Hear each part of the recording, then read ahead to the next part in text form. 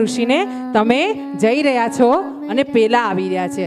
થઈ રહ્યું છે એવું શરભંગ ઋષિને બ્રહ્માજીએ આ દિવ્ય વિમાન મોકલ્યું છે એટલા માટે કે તેમના આ તપને કારણે, તપના પ્રભાવને કારણે, કઠોર તપને કારણે બ્રહ્માજીએ આ શરભંગ ઋષિને ઇન્દ્રનું સ્થાન આપવાનું નક્કી કર્યું છે.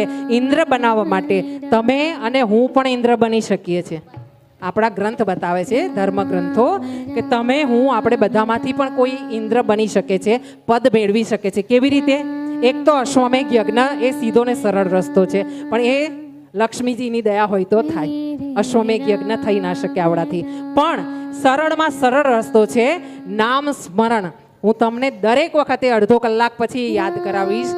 નામ લેજો, નામ લેજો, નામ લેજો. હા, નામ લેશો ને તો જ તરશો, નહીતર ડૂબી જશો રસ્તે ક્યાંક.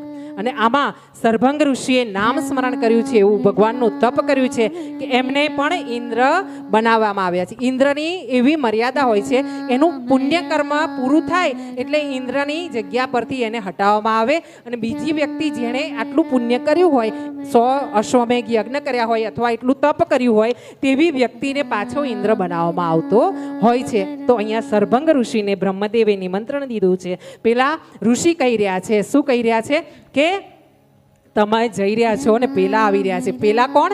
રામજી, લક્ષ્મણજી, માં સીતાજી. એ આ જ રસ્તે આવવાના છે. શરભંગ ઋષિએ પૂછ્યું, તમને ખબર છે ને આવશે ને?